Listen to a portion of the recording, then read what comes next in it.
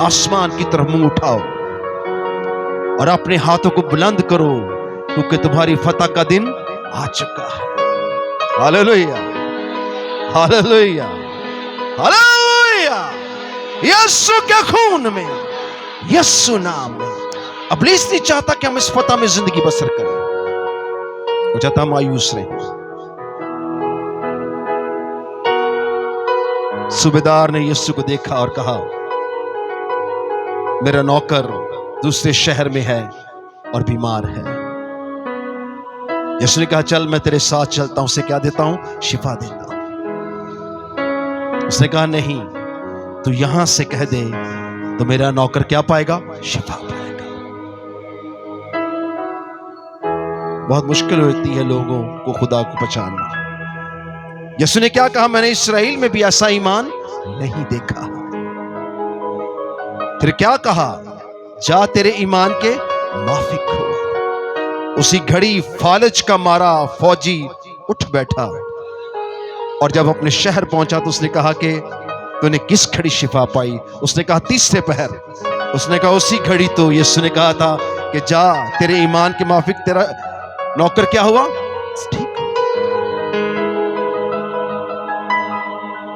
एक बड़ी भीड़ के अंदर एक बेटी जो गायनी बीमारी में थी,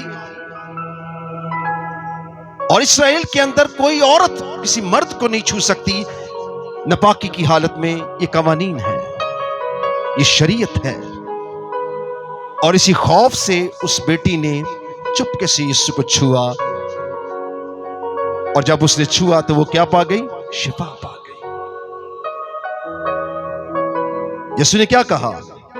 किसने मुझे छुआ है? वो रूह रखें जिससे आप यीशु को छू सके। ईमान का रूह अपने अंदर ले लें, क्योंकि तेरा यीशु आने वाला है। तो खुदा के कलाम में क्या लिखा है? जब सब खामोश हो गए और वो औरत जान गई, और शागिर्द कहने सारी भीड़ तुझ पर गिरी पड़ती है और तू कहता किसी ने मुझे छुआ है। यीशु ने कहा, सब गिर रहे हैं मुझ पर ताकि मैं उनको छूऊं, पर किसी ने ईमान से मुझे छुआ है और कुव्वत मेरे अंदर से जाकर उसको लग गई है और वो शिफा पा गई है। उसने औरत ने कहा, ये तो औरत के बारे में क्या, वो शिफा पा गई है तो उसको ज़ाहिर होना पड़ा। खुदा ने उसकी नापाकी को, उसके गुनाहों को खातर में ना लाया, क्योंकि उसने ईमान रखा कि मेरा शाफी, मेरा मसीहा यही है और यही मुझे क्या देगा? शिफा देगा। 12 बरस की बीमारी एक लम्हे में चली गई। ये रूह आपके पास होना चाहिए। यहां मौजों की कमी नहीं है, ये खुदा ने हमें दिया है। कमी जो आपके अंदर है उसको खत्म करें। सितारों के गिरने के इंतजार ना करें।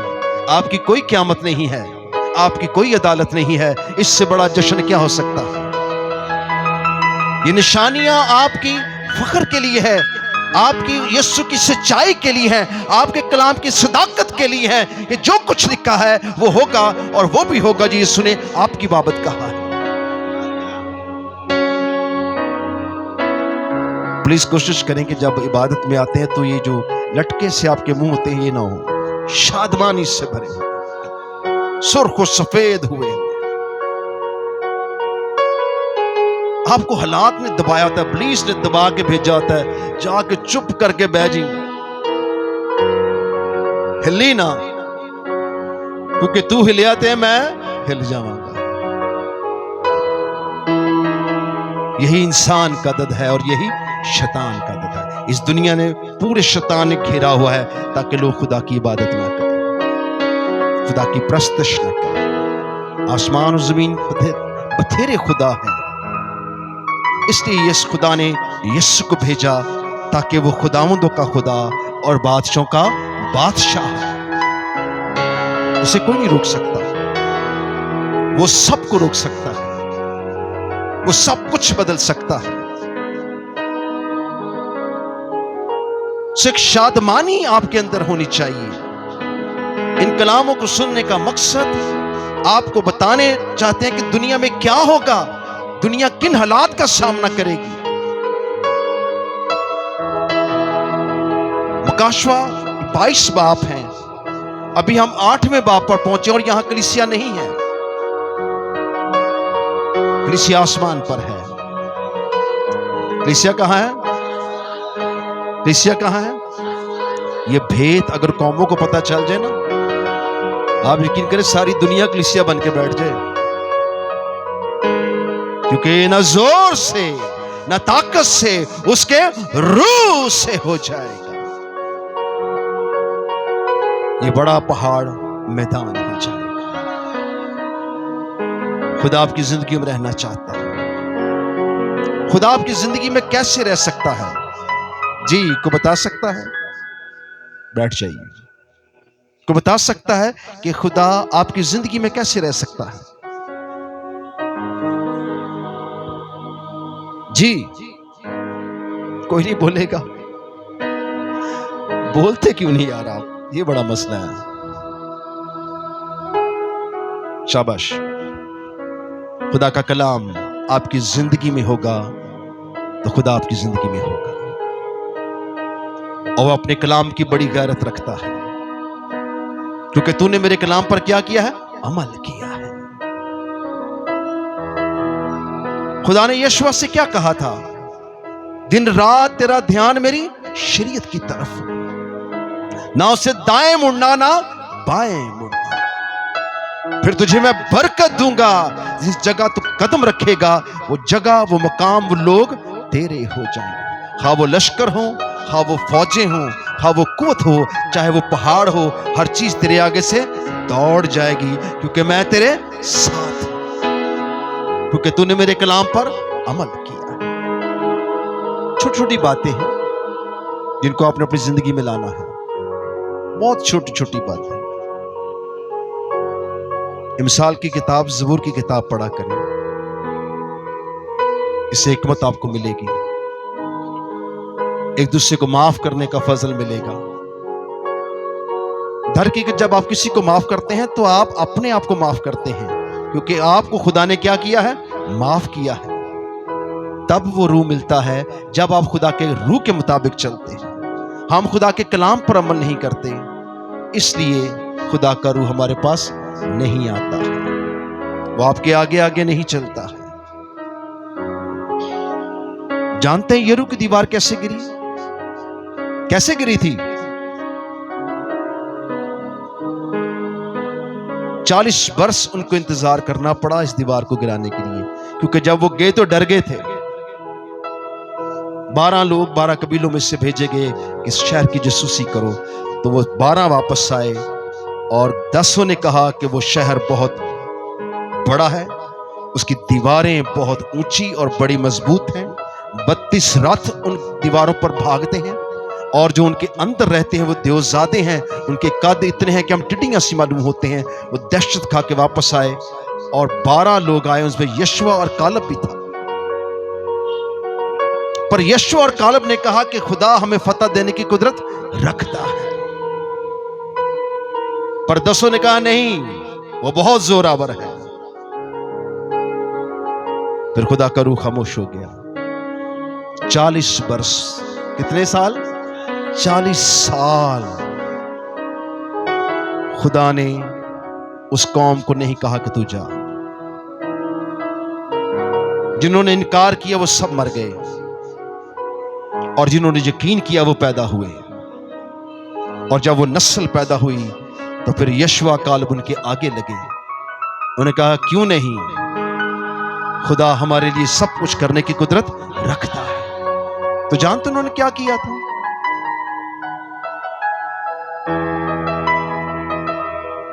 उन्होंने खुदा का हुक्म माना और खुदा के अहद के संदूक को उठाया और उस विशाल शहर के सामने, उस मुल्क के सामने जा खड़े हुए। और खुदा ने कहा कि तुमने मेरे कलाम पर अमल किया, अब तुम क्या रह जाओ? खामोश हो जाओ। तुम हर रोज इसके गिर्द एक चक्कर मारोगे, और जिस दिन 7वां चक्कर होगा उस दिन तुम नसिंगा फूंकोगे और जोर से क्या करोगे? ललकारोगे। अपने कदमों पे खड़े हो जाओ। उसने कहा तुम सिर्फ मेरा हुक्म मानोगे और 7 चक्कर इस शहर के मारोगे, इसकी मोटी मोटी दीवारों पर जिसपे 32 रथ भागते हैं, जिसके अंदर इतने ऊंचे कद्दावर लोग रहते हैं कि तुम आगे कीड़े मकोड़े लगते हो, तुम उस शहर के गिरदा गिर्द 7 चक्कर मारोगे। और जिस दिन तुम 7वां चक्कर मारोगे उस दिन तुम ललकारोगे। ललकारने से पहले तुम नसिंगा बजाओगे और नसिंगे के बाद क्या करोगे? ललकारोगे। और जब उन्होंने खुदा का हुक्म माना और नसिंगा जोर से फूंका, कहनों ने जोर से नसिंगा फूंका और पूरी उम्मत ने ललकारा, तो यरू की दीवार ऐसे गिर गई जैसे रेत की दीवार गिर जाती है और मुल्क उनके हाथ में आ गया और उन्होंने पूरे मुल्क पर क्या पाली? फतह पाली। अगर वो 40 वर्ष पहले इस बात को मान जाते तो उनके लिए पहले से 40 साल पहले वो शहर उनका था। क्या आप भी टाइम वेस्ट करना चाहते हैं कि यीशु हजे होने नहीं हुंडी तौबा करने जित मेरा बहुत कुछ काम कर रहे हैं? तौबा करके ज्यादा काम अच्छे होते हैं। निजात पाक इंसान और फतह पाता है। यरू की दीवारें तब गिरती हैं जब आप खुदा के कलाम पर अमल करते हैं। और खुदा ने उनको क्या रहा? खामोश रहना है। क्या रहना है? आवाजें नहीं निकालनी कि हम ये कर देंगे तो हम वो कर देंगे। सिर्फ खुदावन की आवाज को सुनना है, उसके कलाम पर अमल करना है और उसके टाइम के मुताबिक नसिंगे बचाने हैं और फिर उसका नाम लेके क्या करना है? ललकारना है। और तुम्हारी बड़ी से बड़ी मुसीबत तुम्हारे आगे से भाग जाएगी। मैं तुम्हारे दुश्मनों पर तुम्हें क्या दूंगा? फतह दूंगा। यहां जब आपको कहा जाता है क्या उठो, हाथों को बुलंद करो, प्रस्तिश करो, नारा मारो, तो यहां को वीडियो यहां किसी टीवी का मसला तो नहीं है। यहां पे यह आपके लिए है, आपकी बरकत के लिए है, क्योंकि उसने आपको फतह के लिए क्या किया है? मुकर्रर किया है।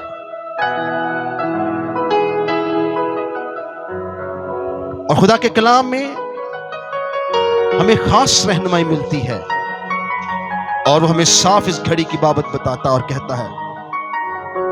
और जब मैंने फिर निगाह की तो आसमान के बीच में एक अकाब को उड़ते हुए बड़ी आवाज के साथ ये कहते सुना कि इन 3 फरिश्तों के नसिंगों की आवाजों के सबब से जिनका फूंकना अभी बाकी है, जमीन के रहने वालों पर क्या है? अफसोस, अफसोस, अफसोस।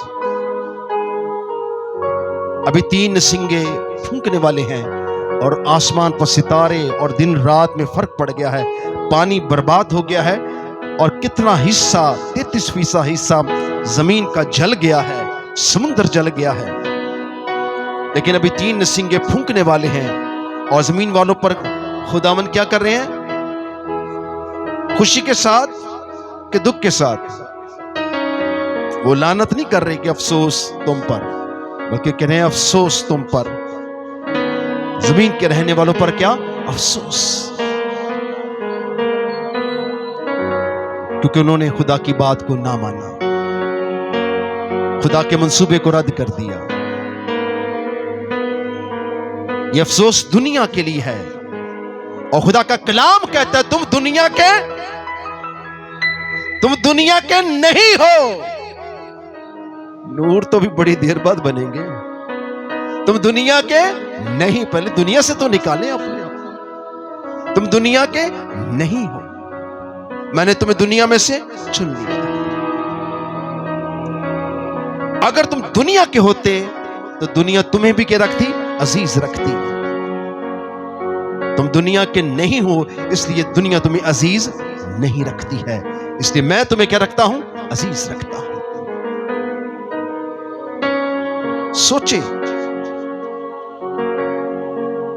आज जिन चेहरों से आप आए हैं, अगले जुमे मैं उम्मीद रखता हूं शायद हम अंदर भी होंगे, बड़ी ललकार के साथ आएंगे कि यार ये जो मौका मुझे मिला है खुदा की इबादत प्रस्तश का, मुझे इसको जाया नहीं करना है, क्योंकि इसी फैसले ने रैप्चर का टाइम जो आने वाला है, खुदा ने आपके बाबत फैसला करना। आप खास हैं और खास चीजें, खास शख्सियत, एक खास किस्म का रवैया खुदा के साथ रखते हैं। जैसे दाऊद खुदा के हुजूर नाचता है और खुदा की बादशाही को क्या करता है? वेलकम करता है। वहां कौम नहीं नाच रही बल्कि बादशाह नाच रहा है, क्योंकि बादशाह को समझ आ गई। इसलिए जिस दिन आपको समझ आ जाएगी, आप कुर्सियों पर बैठना पसंद नहीं करेंगे। आप एक बड़ी ललकार के साथ, आप घड़ी देख के खुदा के घर में नहीं आएंगे। आप हर वक्त से पहले वहां पहुंचे होंगे और इंतजार करेंगे कब खुदा की इबादत शुरू हो और मैं उस हजूरी में चला जाऊं। जिस दिन आपने इस घड़ी का, इस मौके का फायदा उठाना शुरू कर दिया, देखें सब कुछ बदल जाएगा। क्योंकि इंसान को क्या चाहिए? रोटी, कपड़ा और मकान। पर खुदा का कलाम क्या कहता है? क्या कहता है?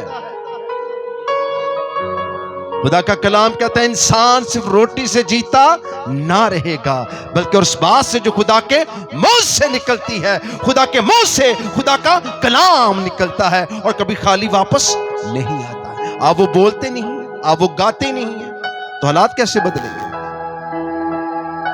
अगर तू मेरी इबादत तो प्रस्तुत करेगा, तब मैं तेरे रोटी पानी पर बरकत दूंगा। रूह से करे ना प्रस्तुत, तो देखें घर के हालात कैसे बदलते।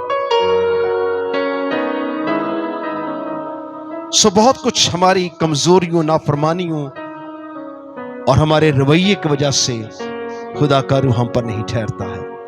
और अगर आप इस तरह ही रवैया रखेंगे तो ये घड़ियां, ये सूरज, चांद, सितारों पर जो मुसीबतें आने वाली हैं, ये आप पर भी आ सकती हैं। क्योंकि लोग इन मुसीबतों को देखेंगे और पुकारेंगे कि मेरा मसीहा कौन है? दुनिया का मसीहा कौन है? दुनिया का मसीहा तो मसीहों के पास है। क्या उसने ना कहा थम जा, तो हवा क्या हुई? थम गई। तो शागिर्द क्या कहते हैं? ये कौन है कि हवा और पानी भी इसका हुक्म मानते हैं? ये मसीहा है जो सब कुछ करने की कुदरत रखता है। सो 3 अफसोस हो चुके हैं और काब की मानद एक फरिश्ता है जो जमीन वालों पर अफसोस करता है, पर आप इस अफसोस का हिस्सा नहीं हैं, क्योंकि आप उस फजल का हिस्सा हैं जो खुदा ने आप पर किया है। अब सर्दी आने का मतलब यह नहीं कि आप के हाथ भी ठंडे हो जाएं और आपका दिमाग भी ठंडा हो जाए। हमने बहुत सरगर्मी से खुदा की इबादत करनी है और मैं आपकी सबकी जिंदगी में गवाहियां देखता हूं। अगर आपने खुदा का हुक्म माना, क्योंकि हुक्म मानना कुर्बानी चढ़ाने से बेहतर है।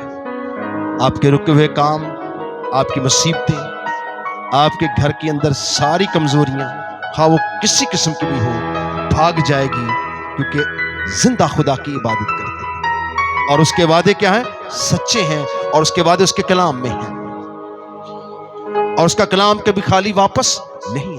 इसीलिए तो लोग खुदा के कलाम के मुताबिक प्रस्तुत नहीं कर पाते, ताकि वो बरकत हासिल नहीं करते।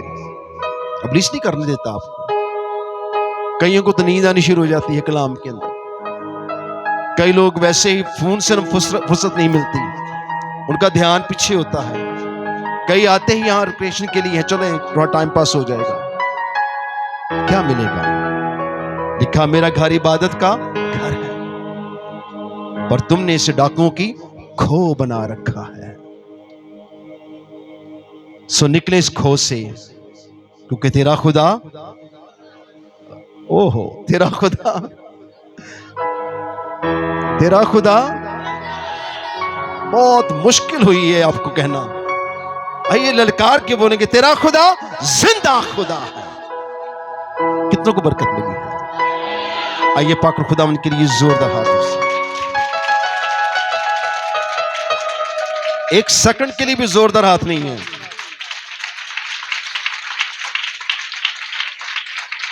अपने हाथों को बुलंद करेंगे और आज के कलाम को इख्तिताम करेंगे। खुदा उन पाक को खुदा उनसे शुक्रगुजारी करते हैं। सो आज का कलाम न राह के किनारे गिरे, न झाड़ियों में, न पथरीली जमीन पर। आज का कलाम जरखे जमीन पर गिरे, जहां से कुछ 100 गुना, 60 गुना, 30 गुना फल आता, ताकि सारा जलाल खुदा बाप, खुदा बेटी, खुदा रूह कुद्दस को मिले। किस नाम से मांगते और पा लेते हैं, आमीन। प्लीज